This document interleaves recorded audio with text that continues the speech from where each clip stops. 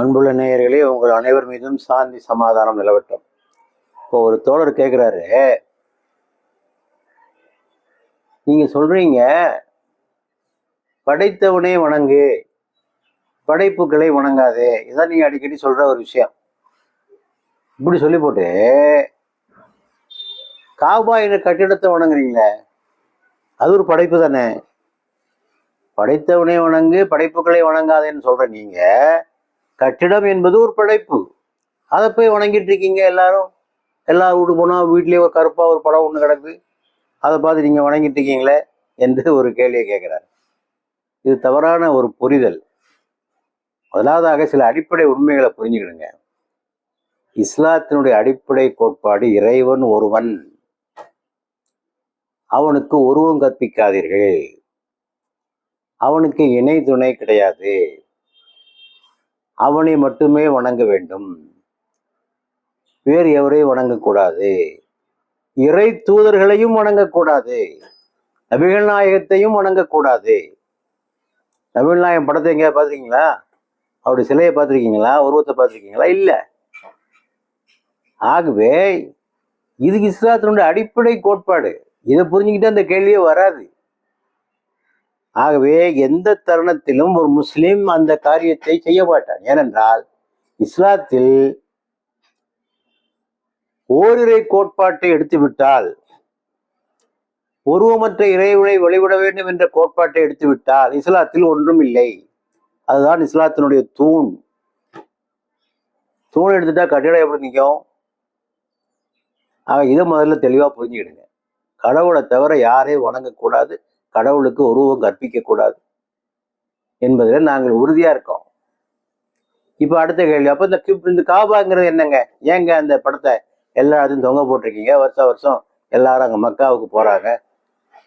இன்னும் சிலர் ரொம்ப திறமையாக பேசுவாதீங்க, அங்க ஒரு சிலை கூட இருக்கு, அந்த சிலையை வழிபடத்தான் நீங்க போறீங்க. அங்க ஒரு கல் இருக்கு, அதை வழிபடத்தான் போறீங்க. எங்கிருந்து இவற்றையெல்லாம் கண்டுபிடித்தார்கள் நமக்கு தெரியவில்லை. காபா என்பது ஒரு கட்டிடம். அது இறைவனுக்காக எழுப்பப்பட்ட முதல் ஆலயம். அவ்வள பயத்தின் ஒலியல் இன்னாஸ், மனிதர்களுக்காக எழுப்பப்பட்ட முதல் இறை ஆலயம். அதை எழுப்பியவர் இறை தூதர் இப்ராஹிம், அவருடைய மகன் இஸ்மாயிலும் சேர்ந்து எழுப்பினார். அங்கே ஏக இறைவனுக்காக அந்த ஆலயம் எழுப்பப்பட்டது. நாட்கள் செல்ல செல்ல மக்கள் பல தெய்வ வழிபாட்டின் பக்கமாக இழுத்து செல்லப்பட்டார்கள். கடைசியிலே ஒரு நாளைக்கு ஒரு கடவுள், 360 நாளைக்கு 360 கடவுள் என்று 360 சிலைகளை அங்கே வைத்திருந்தார்கள். நபிகள் நாயகம் அத்தனை சிலைகளையும் அப்புறப்படுத்தினார்கள். அந்த காபா என்ற ஆலயம் இருக்கிறது. அங்க போய் யாரும் காபாவை பார்த்து தொழுவது இல்லைங்க. முதல்ல மக்காவுக்கு நேரடியாகவே போனான்னே வச்சுக்கிடுங்க. காபா முன்னால் இருக்கு, அதை பார்த்து தொழுவாங்க, தரையை பார்த்து தொழுவாங்க. தரையை பார்த்துவாங்க தவிர காபாவே என்று எல்லாம் யாரும் வணங்குறது இல்லை. வீடுகள்ல யாரும் நீங்க பார்த்துருக்கீங்களா? எந்த முஸ்லீம் வீட்லயாவது இந்த காபா படத்தை வச்சு வணங்குறத பார்த்துருக்கீங்களா? சும்மா அழகுக்கு தொங்க போட்டிருக்காங்க. ஏதேதோ படத்தை போடுவதை விட இந்த மக்கா படத்தை போடுவோமே, ஒரு வீட்டு அழகுக்காக போடுறாங்க, அவ்வளவுதான். அந்த படத்தை எல்லாம் யாரும் வணங்குவது நீங்க யாராவது வணங்கி பார்த்தா சொல்லுங்க, என்கிட்ட இருக்கவே இருக்காது. அப்ப காபாவை வணங்குவது என்றால் வீட்டுல எல்லாரும் அந்த படத்தை வச்சு வணங்கிட்டு இருக்கணும். அப்படி யாரும் வணங்குறது இல்லை. நேரடியா அங்க போனவங்களும் அதை பார்த்து வணங்குறது இல்லை. ஆக இவ்வளவு தெளிவா இருக்கு. ஆக இத குழப்பத்துக்கு ஒன்றுமே இல்லை. இப்ப அடுத்த கேள்வி, அப்படின்னா அதை ஏன் வச்சிருக்கீங்க? அதை நோக்கி ஏன் நீங்க உங்க முகத்தை திருப்புறீங்க என்று சொன்னால், முஸ்லிம்களுடைய அது ஒரு கேந்திரம், ஒரு மைய கேந்திரம். முஸ்லிம்கள் அனைவரும் அதை முன்னோக்குகிறார்கள். ஆக உலக முஸ்லிம்களின் ஒற்றுமையை உண்டாக்குவது, ஒரு யூனிஃபார்மிட்டி உண்டாக்குவது. ஒரே இறைவன், ஒரே மறை, ஒரே இனம், ஒரே தூதர், ஒரே சமுதாயம்.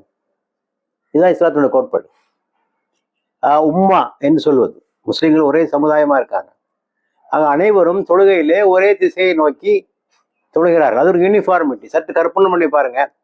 பள்ளிவாசல்ல அப்படி ஒரு அமைப்பு இல்லாமல் இருந்தால் ஒருத்தன் வடக்க நோக்கி தொழுவான், ஒருத்தன் தெற்க நோக்கி தொழுவான், ஒருத்தர் ஒரே இமாமுக்கு பின்னால் நின்று ஒரு யூனிஃபார்மிட்டி, ஒரு இஸ்லாம் என்பது ஒரு community orient, it is not an individual orient. அது ஒரு தனி மனித சார்ந்த ஒரு மதம் அல்ல, ஒரு சமூகம் சார்ந்த ஒரு மதம். ஒரு சமூகத்தினுடைய ஒற்றுமை, முன்னேற்றம், வளர்ச்சி இவை அனைத்தையும் நலனில் கொண்டுதான் இஸ்லாமிய கடமைகள் வகுக்கப்பட்டிருக்கின்றன. எல்லாமே ஒரு சமூகத்தை மையப்படுத்திய கடமைகள் தான். தொழுகைன்னு அவெல்லாம் சேர்ந்து தொழணும், தொலைத்தானே செய்யணும். தனித்தனியா தொழுதுகிற வேண்டியது ஏன் பள்ளிவாசலுக்கு வாங்கன்னு சொல்லியிருக்கு? அப்பதான் சமூகம் அமைப்பு. நோன்பு எல்லாரும் ஒரே மாசத்தில் நோன்பு நோக்கிறோம். எந்த மாசத்தில் நோன்பு நோக்கலாம் என்று சொல்லாமல் ஒரே மாசத்தில் உலகம் பூரா அத்தனை முஸ்லிம்கள் நோன்பு நோக்கிறார்கள். ஆகவே எல்லாம் it is a community orient. அவர்களுக்கு இந்த காபா என்ற திசை ஒரு மைய கேந்திரம். அந்த மைய கேந்திரத்தை முன்னிறுத்தி சொல்கிறார்கள். அதை வணங்கவில்லை, அதை ஒரு திசையாக வைத்துக்கொண்டு வணங்குகிறார்களே தவிர காபாவை வணங்குவது என்ற பேச்சுக்கே இடமில்லை. இஸ்லாத்தை புரிந்த எவரும் இந்த கேள்வியை எழுப்பவே மாட்டார். புரியாதவர்கள் தான் இந்த கேள்வியை எழுப்பி கொண்டிருப்பார்கள். ஆக படைத்தவனை வணங்கே, படைப்புக்களை வணங்காதே. இதுதான் இஸ்லாத்தினுடைய அடிப்படை கோட்பாடு. காபா என்பது ஒரு கட்டிடம், அது ஒரு படைப்பு, அதை வணங்க முடியாது. அவ்வாறு வணங்கினால் அது இஸ்லாமிய கோட்பாடுகளுக்கு எதிரானது, முரணானது, தண்டனைக்குரியது என்பதையும் நாம் புரிந்து கொள்ளலாம்.